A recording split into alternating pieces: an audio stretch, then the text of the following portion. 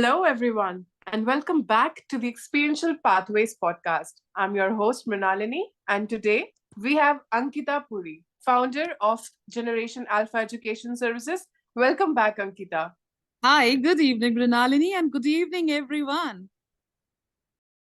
Fantastic, Ankita. Before we dive into our topic today, I couldn't help but notice this beautiful scenery behind you. It seems like you're in a truly picturesque location. Where are you these days? You got me on camera right on the spot, and I'm very happy to say that I am in a very beautiful city. I'm in Nepal right now, and it's a bit of freezing cold, but I'm living every minute of it. And what you see around is the boutique hotel where am I staying, and trust me, I am so much in love with this property. Yes, you got me right. I'm intrigued, Ankita. Speaking of itineraries, I couldn't help but wonder about your journey. How did you land in Nepal? Can you share a bit of your experience and how this unexpected journey contributed to the understanding of a well crafted itinerary? Good. Nepal definitely turned out to be a very short span a planned trip for me. It was more on my cards, but travel, which will happen in December, was definitely not so much on track. However, having said that, um, there's a purpose why I'm in Nepal. We are doing some kind of an outreach activation, ground activation of outreach activity in this country. Um, and we are planning up we are fixing up the itineraries for our outreach activities. So yes, we actually kickstarted back in Dubai.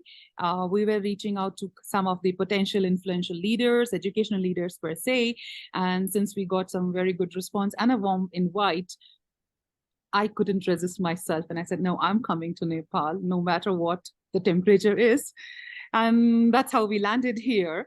It has been close to 5 days now. We are in the city, and we have been catching up with variety of people coming from a different educational background, a very strong leadership. I must say Nepal education is in very good hands, and the students are very bright and brilliant. I was lucky enough to interact with some of them, of course, and I was really impressed, and I really look forward for some potential inputs to be given to them from Generation Alpha.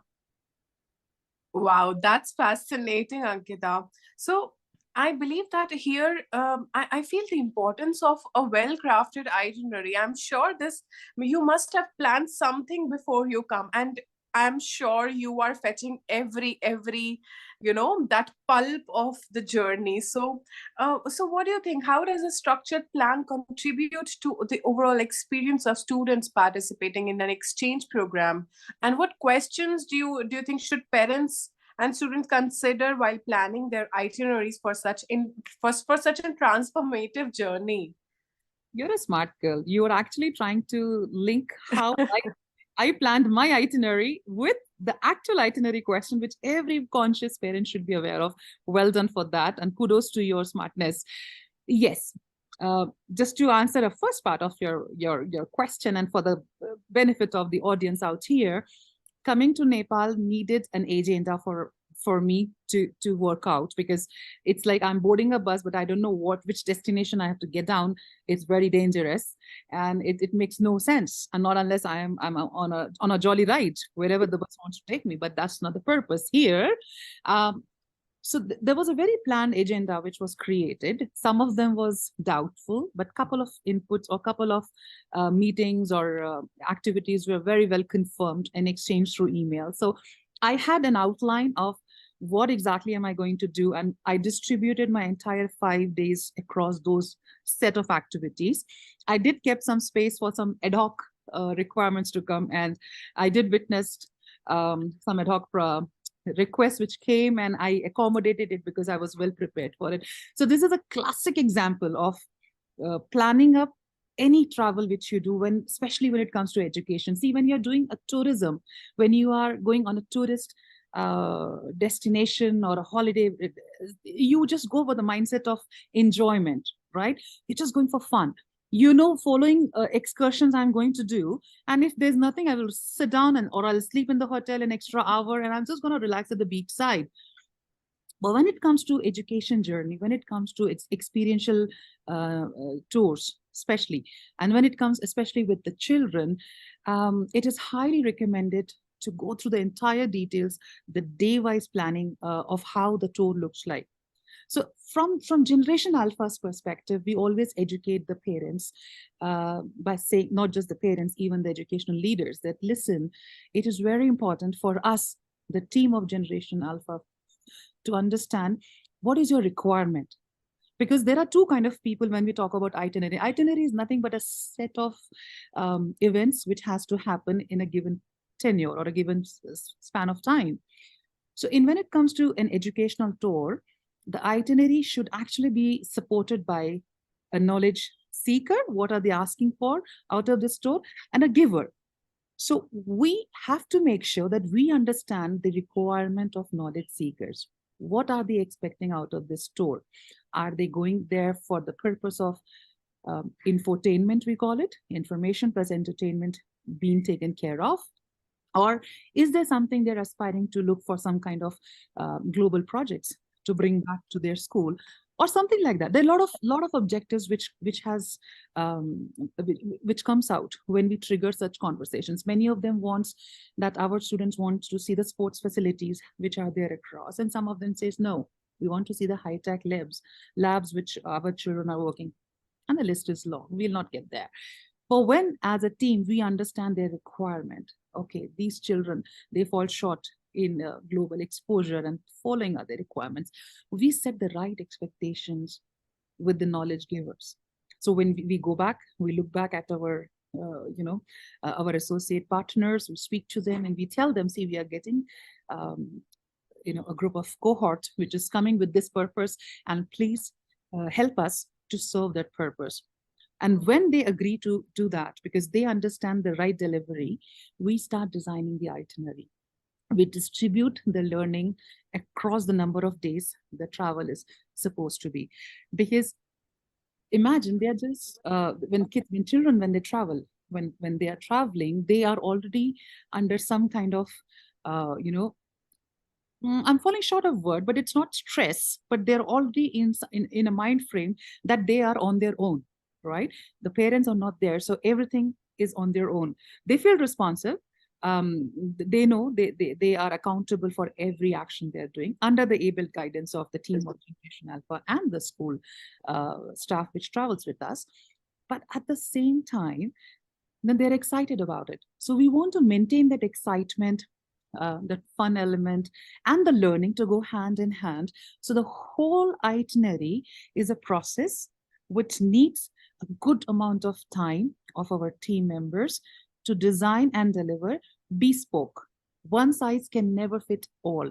So we bespoke the itinerary, and we make sure that every parent who's willing to send their children for a study tour with any service providers should have a very detailed itinerary in hand, so that they know and their anxiety levels are less when the children are in a different country, because they are very sure that at this time our child is supposed to be say in a workshop with a university, or say doing some kind of an excursion activity.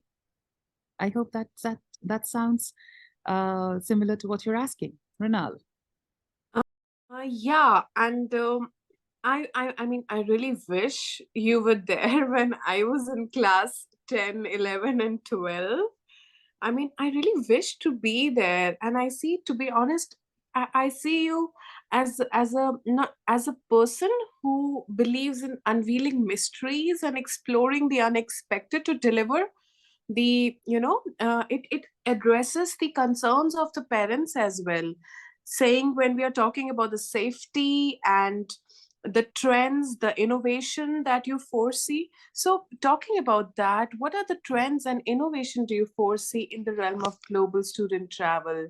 Like, how will Generation Alpha continue to evolve with the insights and from these outreach meetings and intricately planned itineraries? See, evolution is a must in any phase of life. If you are stuck at a place which becomes your comfort zone. But eventually, even that comfort zone starts stinking, right? You have to evolve, you have to go with the flow. So, Generation Alpha has a very flexible bend, I should put it very straight. Okay. When we talk about the global tours, we try to make these experiential pathways very, very adaptable. When I say that, what I clearly mean is that we provide we provide platforms and exposures to exposure or opportunities to the students who are traveling with us, which meets not just the requirement they are aspiring for, but at the same time boost them or push them to a level up of their understanding, considering the global standards, because a child has left the native country with the purpose of understanding what's happening across the globe, right? So when we do that, we try to level up the experience of the children. I'm sorry, I missed the second part of your question. If you could help me recall that part as well so that I can address you appropriately there.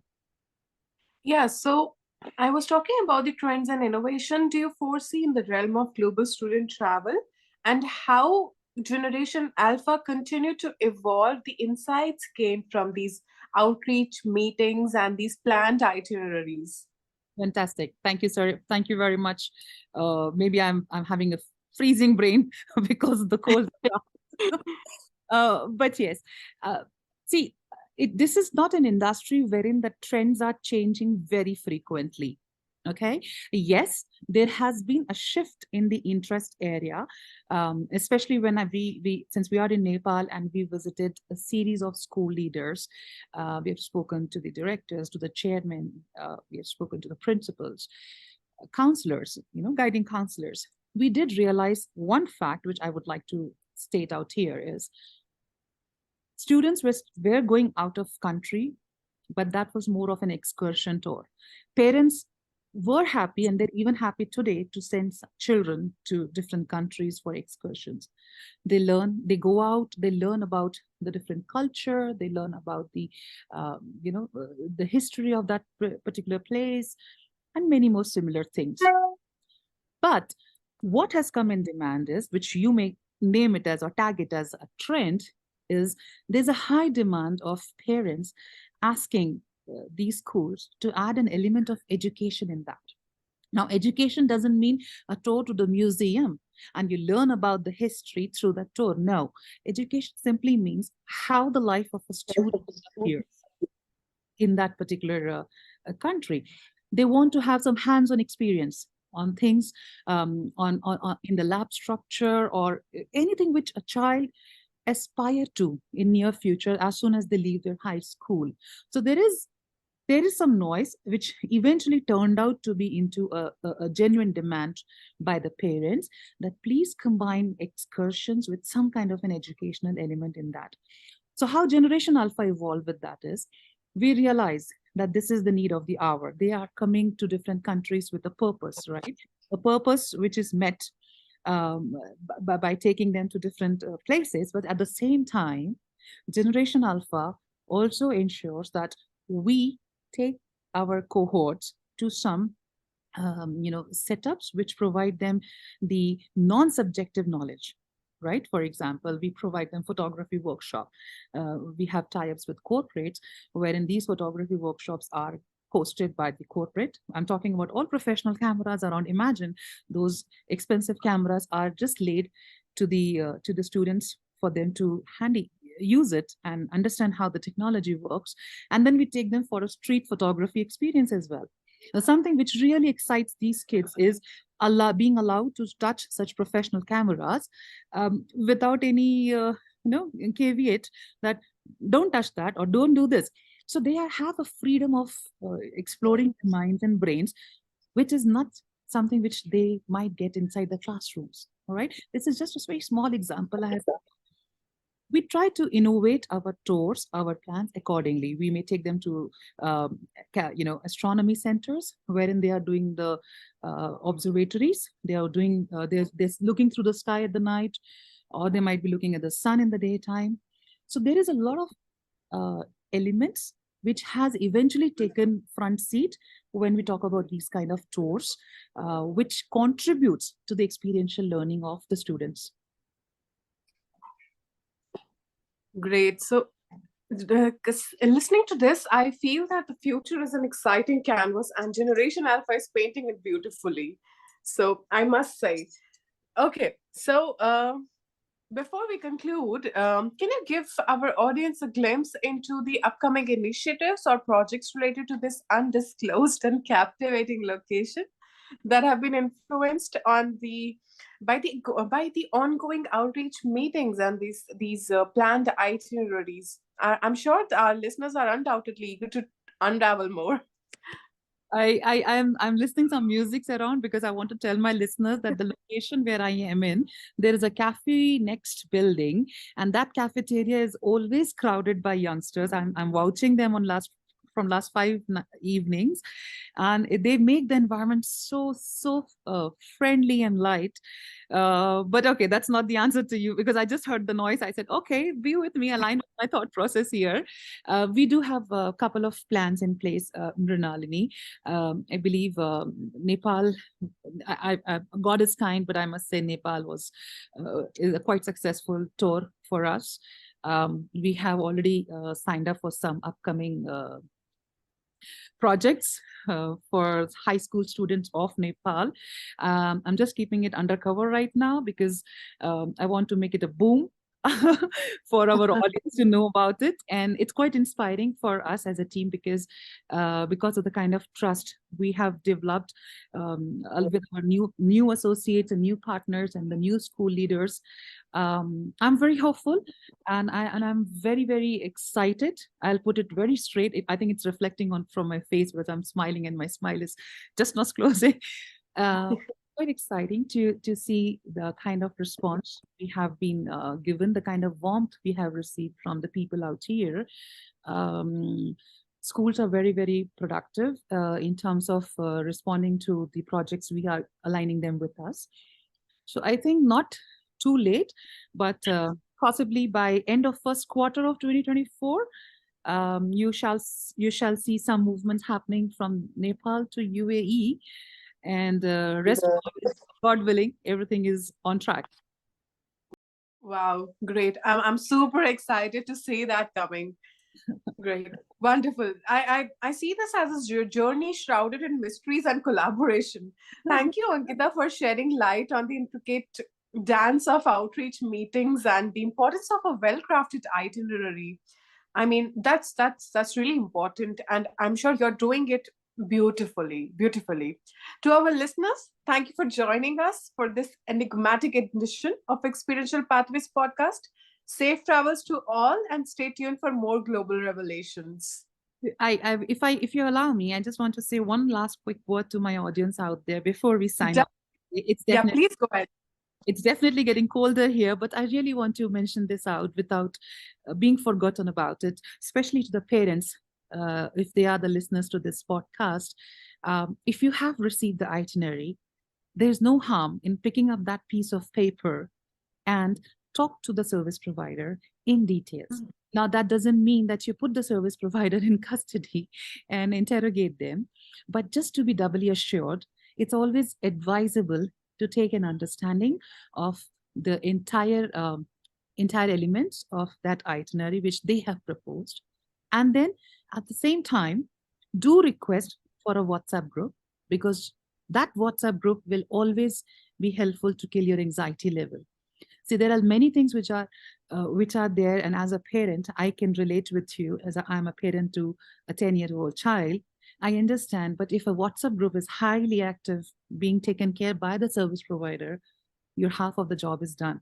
So you can just relax and you can just see how joyful the journey is for your child. So please go through the agenda in depth and try to understand the itinerary from your own lenses. That's it from my side, Renal, and I really appreciate your time as well. Thank you so much. So, do you mean that people can contact you, parents and students? They can reach out to you before the exchange program and bring out any questions that they may have? I'm more than happy to address. I have a whole team just in case. First, I'm the first person who can be reached out should you have any query. However, if there is a possibility, if I am engaged in a different meeting, please feel free to write us your concerns, your questions. Even if you're at a stage wherein you're just thinking about signing up for any experiential pathway, just drop in a personal email to my email address. Probably Mrinal will put it through across on the screen, and I will make sure I reply back to you with complete fullness. That's great, Ankita. I'm sure people will have, if anybody will have some questions, the parents, it will be like super easy. It will be like a cakewalk for them to, when they're sending their students to the exchange program, rest assured of their safety and any queries. And also when they are in the cohort, they are traveling with you. How do you, are they able to connect with their parents? Yes. So our we have a support system which is my phone is 24/7 active, and when especially when it's a cohort travel time, we all have, as we design the itinerary, we design the roles and responsibilities also. Doesn't matter if I am the founder or I am the director or what position I carry. I am actually responsible for these young souls who have come all the way to Dubai, for instance, and I make sure that my entire team is on toes. And I am very happy because I have a very professional team who understands the criticality of the situation, and they're very, very strongly connected internally through various alternate numbers and WhatsApps. So there's very mild chances of any information getting there to reach. Having said that, I always make sure that my official number is made available to the parents whenever their children are with me. And I think that's something which I make myself accountable for. Great. So you're putting in a lot of time and efforts to making the parents feel comfortable when their children are out with you. So that's wonderful. Okay, great. So do you want to add anything here? No, I'm absolutely good by now. And I think I probably a couple of more days in Nepal, and then back to Dubai. But I'll surely come back to this audience again with some more additional inputs as and when we develop on our discussion. There are just to the audience benefits, some very interesting podcast seasons are already being lined up. So stay tuned to us. Do not forget to leave your comments. Should you have a specific requirement or a podcast requirement wherein you want me to talk exclusively about that particular topic, please leave that in comment section, and we will make sure we will pick up that topic and we will deliver it within 10 days time. And that's also a commitment from our side. Great, wonderful. Thank you so much, Ankita, for joining us today. This is Mrinalini. To our listeners, Experiential Pathways podcast. Have a good night. And to you too, Ankita, have a safe travel. Hope you have a really nice stay there in Nepal. Thank you so much. Good night, everyone. God bless you all. Thank you.